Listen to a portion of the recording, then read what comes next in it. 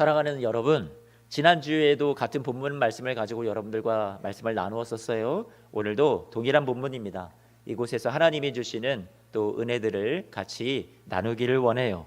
로마서 1장 1절 말씀 첫 시작은 바울이 자기의 인식입니다. 나는 나를 스스로 이렇게 생각한다.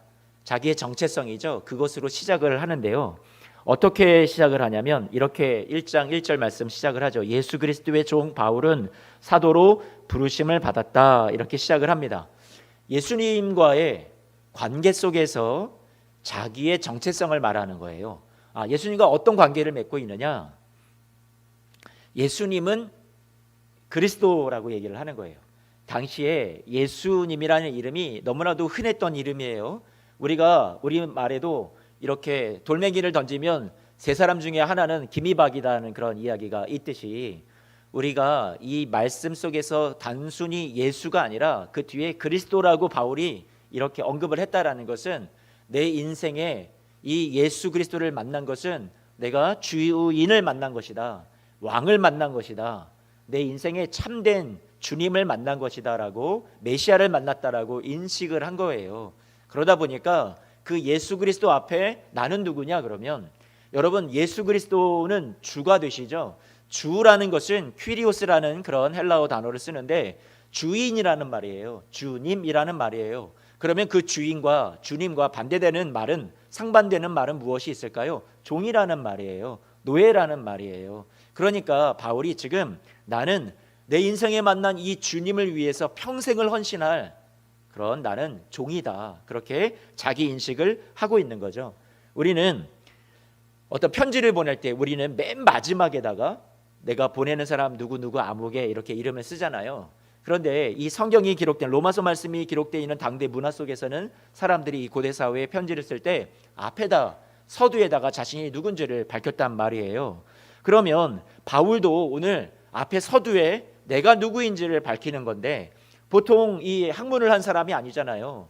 자랑거리로 치자면 바울을 따라갈 사람이 없었죠. 그러면 바울이 내가 말이야 나로 치자면 이렇게 자기 자랑을 늘어놓을 수 있었던 충분한 자격이 있었던 사람인데 바울은 하도 많은 그런 자랑거리 중에서 바울은 왜 자신을 종이라고 그렇게 이야기를 하고 있는 걸까요? 기왕 소개할 거면 좋은 학문을 아니면 자신의 스펙을 자랑할 수 있는데 남들에게 잘 보일 수 있는 것들을 앞에 내세울 수 있었는데 바울은요 전면에 내세우는 것이 지금 무엇이었냐면 종이라는 것이었어요. 나는 종이다. 여러분 바울은요 나는 종이다라고 말했을 때 예수 그리스도는 참된 내 인생의 주인이시오 나는 그의 종일 뿐입니다라고 고백을 했다라는 거예요. 바울은 결코 그의 권위를 나타내려고 자신을 자랑하려고 그 앞에 자신을 내세우지 않았어요. 자신은 그리스도의 종일 뿐이라고 한없이 자신을 낮추는 말로 이 말씀을 사용했다라는 거예요. 정말로 예수 그리스도 나의 주인에게 나는 매여 있기를 원합니다. 나는 나의 어떤 자격도 나의 어떤 권리도 주장하지 않기를 원합니다. 평생 나는 그리스도를 위해서 내 인생의 주를 위해서 나는 살아가겠습니다 라는 그런 자신의 신앙의 고백을 담아서 지금 바울이 나는 예수 그리스도의 종이라고 소개를 하고 있다라는 거죠. 그런데 이 말이 이렇게 잘못 오해가 되는 경우가 있어요. 예수님의 종이다라고 말할 때 주의 종이라는 말은 영적인 권위를 말하는 것이 아니에요. 스스로를 엄청나게 낮추는 말이라는 것을 우리가 이해했으면 좋겠어요. 그런 표현이 아닌데 우리가 목회자를 가리켜서 주의 종님이라고 표현하고 부르는 것도 옳지 않습니다. 일반 성도들도 예수 그리스도의 종이에요. 코로나의 시기에 목회자가 잘못된 길로 인도하는 경우를 종종 보았습니다. 얼마 전에 뉴스에서도 바로 며칠 전이었어요. 충청도의 한 목회자가 이 뉴스에 나왔는데 그 코로나라고 해서 이제 20명 이내로만 우리가 그것도 예배를 돕는 스태프들만 꼭 나와서 예배를 돕고 섬겨야 되는 분들만 나와서 예배를 드릴 수 있도록 했는데 이것을 20명이 다 예배 드릴 수 있다 해서 교회 모든 공간마다 다 20명씩 다 들여 보냈던 거예요. 그런데 그 목사님이 이렇게 얘기를 합니다. 대한민국 교회가 다 문을 닫아도 우리 교회는 문을 연다. 코로나 바이러스가 들어오다가도 성령의 불로 다 태워서 다 죽어버린다. 세균들이요. 누구에게나 손에 세균이 다 가득하지만 주일에 내 손에는 세균이 하나도 없다. 왠 줄 알아? 하나님의 성령의 불이 내 손에 임하기 때문이다. 그러면서 자신의 손가락을 입에다 집어넣더라고요. 그런데 다들 아멘해요. 성도들에게 또 무엇을 얘기를 했냐면, 이러한 때에, 이런 코로나 시기에는 무조건 목사의 말을 따라라. 내가 하라는 대로만 하면 된다. 성도들이 아멘 아멘 합니다. 여러분, 이것이 옳은 겁니까? 아니, 옳지 않습니다. 옳지 않을 때는 따라가서는 안 된다라는 거예요. 지금 잘못된 목회자가 옳지 못한 길로 인도를 하는데 그것에 무작정 아멘하고 따라갈 수는 없다라는 얘기예요. 바울이 표현했던 이 종이라는 단어는 둘로스라는 단어를 쓰고 있어요. 원문 성경에 쓰인 헬라어 단어를 살펴보면 이 둘로스라는 이 단어는 종이라는 의미보다 좀 더 무거운, 더 깊은 의미를 내재하고 있는데, 노예라는 말로 번역을 하면 오히려 더 가깝습니다. 그러므로 나는 그리스도의 노예다. 그런데 이 노예라는 말이 좀 어감이 너무 세다 보니까 이 한국어 성경을 보면 좀 더 부드럽게 표현했을 뿐이에요. 사도 바울이 자신의 정체성, 나는 그리스도의 노예다, 노예라는 거 표현했다라는 것은 나는 아무것도, 내 권리, 내 주장, 나는 하나님 앞에 높아질 수 있는 것 아무것도 없다, 그렇게 내려놓는 거예요. 자신을요. 한없이 낮아지는 거죠. 존 메가도 목사님이 쓴 슬레이브라는 책이 있어요. 슬레이브라는 말은 노예라는 말인데, 그러니까 한국말로 말하면 노예라는 책을 썼어요. 그런데 거기서, 그 책에서 그는 이렇게 말합니다. 그리스도께서 당신을 자기 핏값을 치르고 사셨기 때문에 당신은 이제 그분의 소유가 되었습니다. 우리를 죄의 종에서 자신의 핏값을 다 지불하시고 우리를 사오셨대요. 그러니까 우리는 누구의 소유예요? 우리는 주님의 소유예요. 주님이 우리의 주인이 되시는 거죠. 노예의 정의는 누구의 소유가 된다라는 것입니다. 그러므로 여러분을 예수 그리스도의 노예가 되는 삶으로 초대합니다. 그 삶에는 우리 자신의 내 맘대로 하려는 주권과 주님을 의지하지 않으려는 독립성을 포기하라고 초청하시는 길입니다. 나의 뜻보다 그분의 뜻이 중요합니다. 나의 권리보다 주님이 주장하시도록 나의 것을 기꺼이 내어드리는 삶이 중요합니다. 이것이 바로 복음이 우리에게 요구하는 길입니다라고요. 로마서 6장 6절 말씀에 보면 이런 말씀이 나와요. 우리가 알거니와 우리 옛사람이 예수와 함께 십자가에 못 박힌 것은 죄의 몸이 멸하여 다시는 우리가 죄에게 종노릇하지 아니하려 함이니, 이전에는 우리가 죄에게 종노릇하던 자들이었어요. 그런데 17절 말씀에 보니까 이렇게 말합니다. 그러나 하나님께 감사하리로다. 우리가 본래 죄의 종이었는데 우리에게 준 이 복음으로 말미암아 우리가 마음에 순종하는 마음이 생기고, 그리고 18절 말씀에 보니까 이렇게 우리가 바뀌었대요. 죄로부터 해방되어서 누구에게 종이 되었다라고요? 의에게 종이 되었다라고 말하고 있어요. 아니, 종으로부터 해방시켜 주었으면 끝까지 자유인으로 살게 하시지, 아니 하나님 이게 뭔 말입니까? 또다시 의에게 종이라니요? 억울합니다. 아니요, 의에게 종이 되었다라는 말은 억압과 착취를 말하는 것이 아닙니다. 주인 되신 예수 그리스도께서 그분의 주인 되신 그분의 몸을 우리에게 주셨어요. 그리고 그 핏값으로 우리를 사셨어요. 그의 전부를 주고 나를 소유하신 거예요. 이제 우리는 주님께 이제는 어떻게 되는 존재예요? 주님의 소유된 존재예요. 그렇기 때문에 주님께 헌신해야 되고요. 그리고 사랑하기에 순종하는 그런 종의 삶을 살아가는 거죠. 예수님은 나의 주인 되시고 우리는 그분의 노예로서, 종으로서 살아가는 거예요. 우리는 본래 죄에게 종노릇하던 사람들인데 예수님께서 우리를 십자가 사랑을 통해서 죄에 대해서 죽고 의에 대해서 사는 자로 만들어 주셨어요. 다시 말하면 죄의 종에서 해방시켜 주셨고 의를 위해서 멋지게 살아갈 수 있는 그런 복된 존재로 우리를 만들어 주셨다라는 거예요. 신분의 변화가 생긴 거예요. 죄가 주인이었다면 이제는 예수 그리스도가 우리의 주인이 된 거예요. 우리는 스스로 의로울 수 있는 존재가 아닌데 의가 되시는 주님께서 우리 안에 주인 되셔서 의의 종이 되게 하시고 당연히 의를 따라갈 수밖에 없는 존재로 우리를 만들어 주셨다라는 거예요. 그렇기 때문에 의의 종이든 예수 그리스도의 종이 되었든 우리는 이것이 억압과 수치가 아니라 영광과 명예로 생각해야 된다라는 거예요. 아, 내가 또 종이 되었어? 내가 예수님께 붙들려 살아야 돼? 내가 맨날 이렇게 손해보면서 살아야 돼? 이것이 우리에게 수치가 아니라 영광스럽고 명예로운 길로 우리는 이 길을 들어섰다라는 거예요. 예수님을 믿은 이 시간 이후로부터 종이라는 말 하면 우리가 자유가 없고 무시받고 사랑받지 못하는 사람처럼 우리가 생각할지 모르겠어요. 그것을 먼저 떠올리겠죠. 그러나 성경에는 이런 이야기가 있습니다. 출애굽기 21장 말씀인데요. 어떤 종이 주인을 위해서 6년간 일하고 7년이 되면 이 종에게 주인은 자유를 주게 되어 있어요. 그런데 그 종이 지난 6년 동안 살면서 정도 들고 정말 주인을 사랑하게 된 거예요. 주인이 잘해 주었겠죠. 먼저 사랑해 주었겠죠. 그러니까 이 종도 주인을 정말로 사랑할 수밖에 없다. 정말로 존경할 수밖에 없어. 평생을 따르고 싶어. 그렇게 헌신하게 되는 거죠. 그래서 이렇게 얘기합니다. 나는 나가서 자유하지 않고 평생을 주인을 곁에서 섬기며 내가 살고 싶습니다 하면 그를 데리고 재판장 앞으로 찾아가서 그 종의 귀에 송곳으로 구멍을 뚫어서 영원한 종이 된다라는 표식을 남깁니다. 우리 여성분들 귀걸이를 하시는데 그것이 내가 노예가 되겠다라는 얘기인 줄은 아시고 하시는 거죠. 여러분, 출애굽기 21장 6절 말씀에 그렇게 이야기를 한 거예요. 여러분 스크린을 통해서 보셨잖아요. 그러면 이날부터요, 주인이요 어떻게 할까요? 정말 막 부려먹는 종으로 취급을 할까요?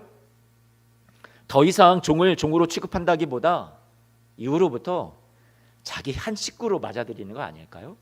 이미 분명히 자유해졌는데 그 자유를 기꺼이 사랑하는 마음 때문에 포기하고 들어온 거잖아요. 그러니까 이 주인은 종에 대해서 아들처럼 여겼을 겁니다. 정말로 사랑하는 한 가족처럼 여기고 아끼고 돌보고 사랑해 주었을 거예요. 그것은 주인의 역할과 책임이고 주인의 마음이겠죠. 또 종된 마음은 정말로 주인을 사랑하기에 막 눌려서 억압해서 어떤 계약에 의해서 노예살이 평생 하야라는 어떤 그런 마지못하는 것 때문에 아니요, 사랑 때문에 스스로 종이 되는 그 길을 간다라는 거예요. 종이 되는 동기가 사랑 그 자체예요. 억압도 아니고 강요가 아니었어요. 기꺼이 주인을 사랑하기에 자신의 자유를 반납하고 권리를 포기하고 주인을 평생 사랑하며 섬기며 살기로 결단했던 거죠. 사실 우리 가정에서도 여러분은 이미 이러한 사랑의 종노릇을 하고 계십니다. 저는 이것을 사랑의 종노릇이라고 얘기를 하고 싶은데 여러분들도 이 사랑의 종노릇을 안 하고 계신 줄 아는데 이미 하고 계세요. 아빠로서 엄마로서 이미 헌신하고 계세요. 높아지려는 권위를 내세우기보다는 낮아져서 정말로 잘 섬기고 계십니다. 제가 아는 우리 교회 많은 어른들이 다 그러고 계세요. 마지못해 어쩔 수 없이 계약 때문에 오직 그 어떤 내가 뺄 수 없는 도망갈 수 없는 것 때문에 내가 그것을 버티는 것이 아니라 오직 사랑하기에 헌신하고 종이 되는 모습으로 우리 살아가는 가족들을 섬겨주고 계시는 여러분의 자리가 있다라는 거예요. 분명 자유는 있는데 사랑 때문에 헌신하고 있다라는 거죠. 자녀에게 내가 너한테 쏟아부은 헌신과 봉사한 값 이번 달은 내가 딱 정산해 보니까 한 더도 말고 100만 원만 내놔라 그렇게 말하는 부모는 없다라는 거죠. 사랑으로 인해서 종이 되었기 때문에 그래요. 진정한 사랑의 종의 관계는 보상을 주인에게 요구하지 않습니다. 그렇죠? 누가복음 17장 10절 말씀에도 그렇게 얘기해요. 모든 것을 명령받은 것을 다 행한 다음에 그들은 이렇게 말합니다. 우리는 무익한 종이다. 우리는 마땅히 하여야 할 일을 했을 뿐이다 라고요. 여러분들도 그렇잖아요. 가정에서 자녀들을 향해 남편과 아내에게도 서로가 마찬가지일 거예요. 내가 당신을 이렇게 사랑하고 섬기는 것은 나는 마땅히 해야 할 일을 하는 것뿐입니다. 왜요? 예수님께서 가르쳐 주신 것이 바로 그 섬김의 모습이기 때문에요. 주님도 인간의 몸을 입고 찾아와 주셨어요. 우리 모든 사람을 위해서 종이 되어 주셨어요. 사랑하셔서 오셨어요. 마지못해 오셨어요? 아니요. 사랑해서 종의 몸을 입고 이 세상에 오셨어요. 그래서 우리가 어떤 대가와 보상을 바라고 주님이 우리에게 어떤 대가와 보상을 바라고 생명을 내어주셨나요? 아니요. 그렇지 않아요. 아낌없이 다 그냥 내어주셨어요. 우리가 사랑하기도 전에 우리가 원수 되었을 때, 우리가 연약할 때, 우리가 죄인 되었을 때 주님께서 우리를 향한 자기의 사랑을 확증해 주셨다라고요. 그래서 그 사랑에 반응하는 것 우리의 몫인데, 우리도 마땅히 주를 위해서 하나님 나에게 이렇게 해주시면 내가 주님을 이렇게 섬기겠습니다. 하나님 나에게 이렇게 복 주시면, 하나님 나에게 이렇게 기도에 응답해 주시면 저도 이렇게 주님 섬길래요가 아닌 거죠. 우리도 어떤 조건이 아니라 주님을 사랑하기 때문에 저도 주님을 섬기겠습니다. 주님을 사랑하기 때문에 나에게 주어진 이 사랑하는 사람들을 섬기겠습니다. 제가 기꺼이 종이 되겠습니다. 이게 저와 여러분들의 신앙 고백이 되어야 된다라는 거예요. 마가복음 10장 44절 45절에도 예수님이 말씀하셨잖아요. 너희 중에 으뜸이 되고자 하냐? 아니다. 모든 사람의 종이 되어야 한다. 예수님 자신도 내가 이 땅에 온 것은 섬김을 받으려 온 것이 아니야.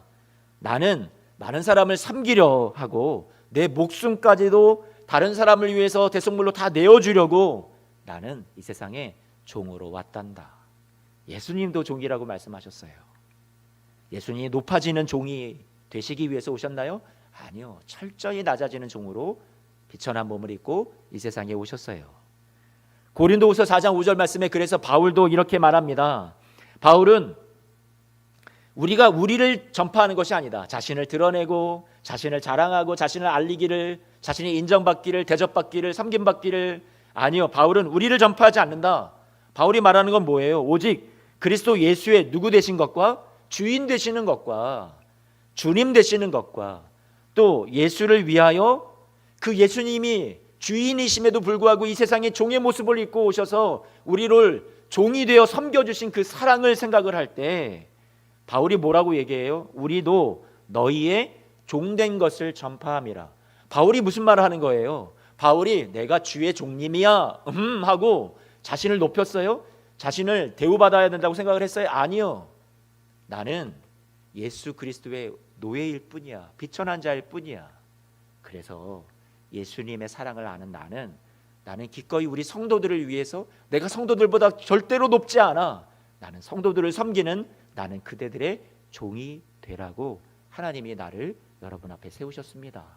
지금 고린도후서 말씀에 바울이 얘기하는 건 그거예요. 바울의 정체성이에요.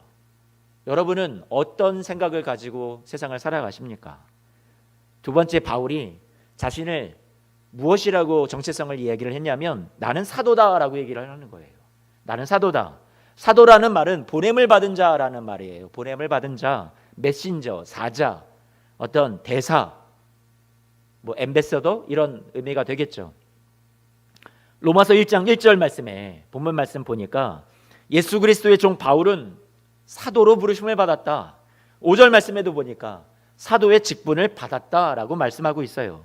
사도라는 말, 보냄을 받은 자라는 말 같은 의미예요. 부르심을 받은 자라는 말과요.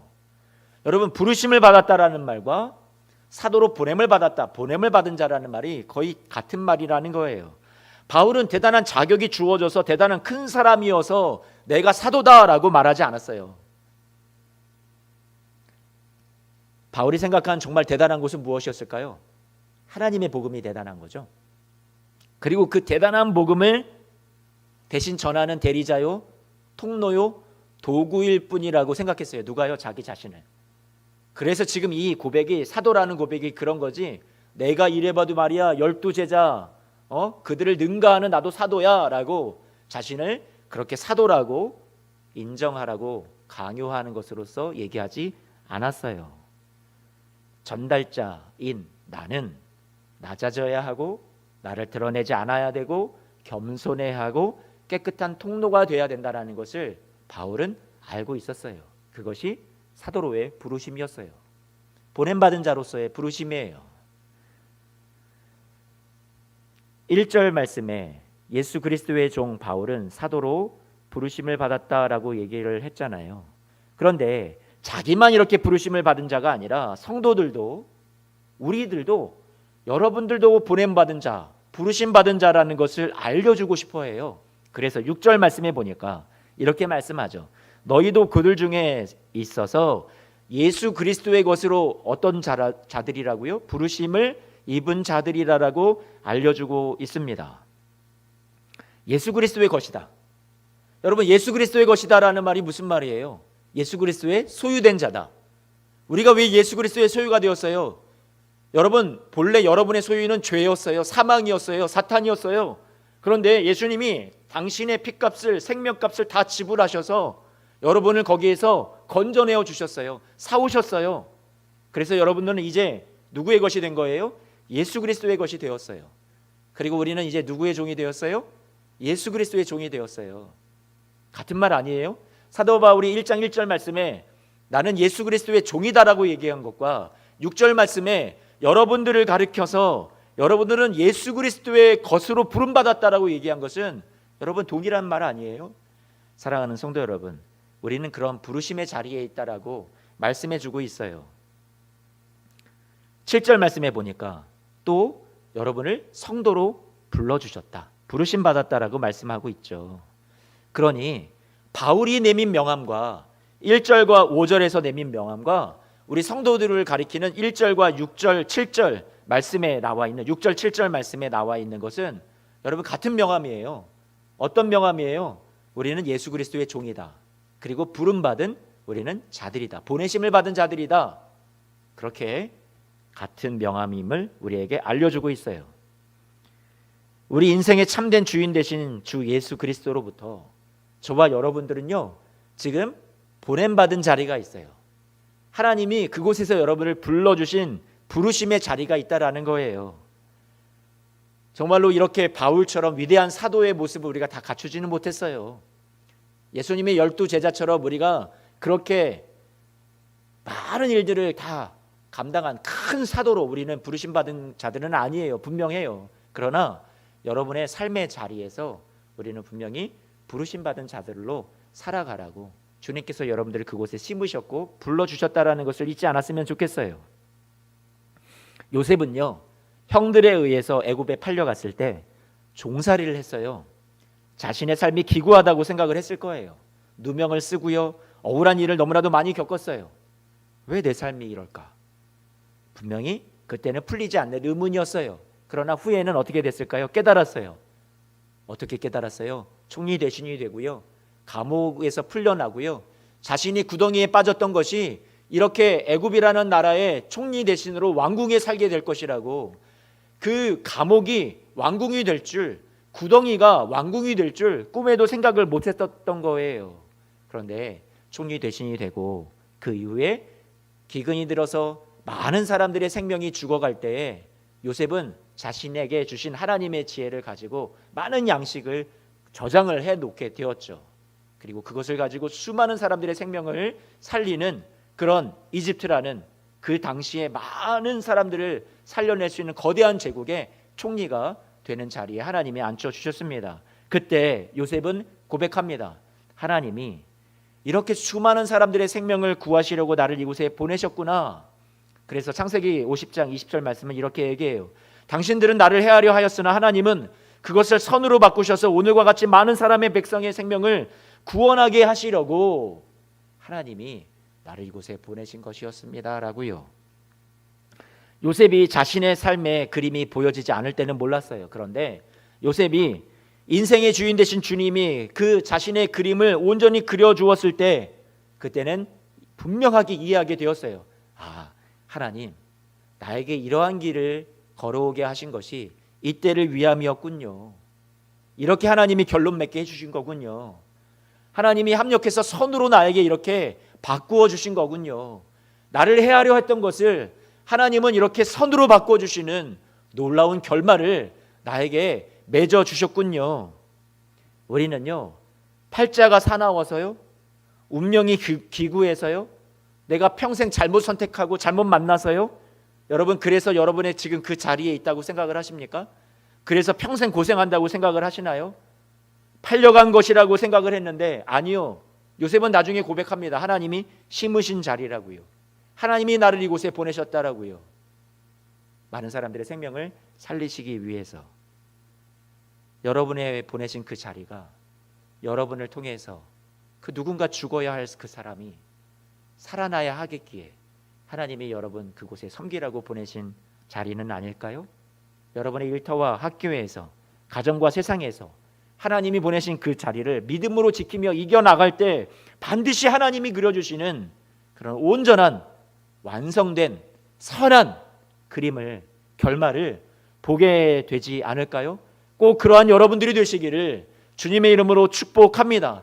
하나님께 그러한 때에 감사와 영광을 돌리는 여러분들 되기를 원하고요. 더 나아가서는 그것이 멀지라도, 지금 당장은 그런 환경이 내게 보이지 않을지라도, 그런 그림이 나에게 완전히 그려지지 않을지라도 지금도 그 선하신 하나님을 바라보면서 믿음으로 이겨내고 말씀의 소망을 붙잡고 기도하며 용기 내어서 찬송하며 예배하며 걸어가시는 우리 사랑하는 성도님들이 되셨으면 좋겠어요. 가정에서도, 교회에서도, 주님과의 관계에서도 많은 갈등과 싸움이 일어나는 것, 세상에서요, 바로 여기에서 일어납니다. 어떤 곳에서 종으로 부름받은 삶의 자리를 우리가 착각하고요, 주인 되려 할 때요. 우리가 지금 서 있는 삶의 자리는 서로 사랑하고 낮아지고 인내하며 견디어야 할 삶의 자리로 주님께서 우리에게 주셨어요. 섬기라고 주신 자리지 섬김 받으라고 주신 자리가 아니에요. 그런데 섬김 받으려 하다 보니, 내가 주인만 되려 하다 보니, 내가 높아지려고만 하다 보니, 그러니 자꾸만 갈등이 일어나고 싸움이 일어나는 거죠. 우리의 본성은 종을 많이 거스리고요, 남들보다 더 위에 섬김받기를 원하고 주어진 사명의 자리, 보냄받은 자리를 내던져 버리거나 벗어버리고 싶은 그런 충동이 마음이 들 때가 한두 번이 아닐 거예요. 하지만 여러분, 오늘 말씀은 우리에게 예수 그리스도를 주인으로 모신 진정 섬기는 자로서의 종의 삶이 무엇인지, 그리고 그 부르심의 자리에서 감당하고 순종하는 삶에 대해서 오늘 말씀 우리에게 도전해 주고 있습니다. 우리 주님께서 그 주인의 자리에서 종의 모습으로 이 땅에 부름받아 보냄받아 사명자로 오셨어요. 제가 지금 중요한 얘기하는 거예요. 우리 주님께서 그 주인의 자리에서 종의 모습으로 이 땅에 부름받아 보냄받아 사명지로, 또 사명자로 이 세상에 찾아와 주셨어요. 주님께서 그것을 벗어나지 않으셨어요. 나 이거 못하겠다 도망가지 않으셨어요. 사랑으로 끝까지 그 길을 걸어가셨어요. 자신의 권리를 주장하기보다 권리를 기꺼이 내려놓으셨어요. 억지로 아버지 하나님께 순종하신 것이 아니라 사랑으로 순종하시며 생명까지도 아낌없이 다 내어주시면서 복종하셨어요. 죽기까지 복종하신 거예요. 귀에 구멍 뚫리는 종의 모습 정도로 오신 것이 아니라 손과 발과 옆구리를 뚫리는 섬기는 종의 모습으로 이 세상에 찾아와 주셨어요. 저는 이 말을 제가 이렇게 이야기, 설교 말씀을 이렇게 쓰면서 되게 감동이 왔는데, 여러분들 별로 감동이 없으신 건지, 여러분 감동이 있으셔야 돼요. 예수님은 이 세상에 종으로 오셨는데 귀에 구멍 정도 뚫리는 종이 아니라 손과 발과 옆구리를 뚫리는 섬기는 종의 자리로 사랑하기에 자신의 권리를 다 내놓으시고, 그리고 이 땅에 저와 여러분들을 살려주시려고 오셨어요. 핏값을 주고 우리를 사셔서 죄의 종노릇하던 우리를 구원하여 주셨어요. 그런데도 여전히 우리는 내가 주인 노릇할 때가 너무나도 많아요. 내 감정, 내 고집대로 사는 우리의 모습이 얼마나 많은지 모르겠어요. 저는 그런 제 자신을 바라보면서 정말로 나는 엉터리구나 하는 생각을 지금도 수도 없이 하고 있습니다. 우리는 예수 그리스도의 종으로 부르심을 받았습니다.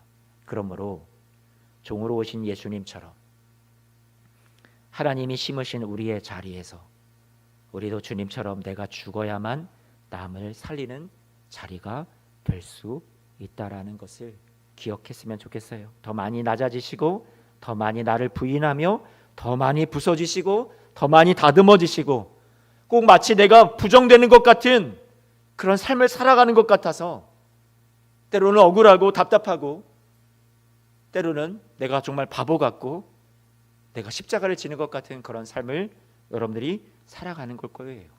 그러나 그것이 비정상이 아니라 여러분 지금 잘 걸어가고 계신 거예요.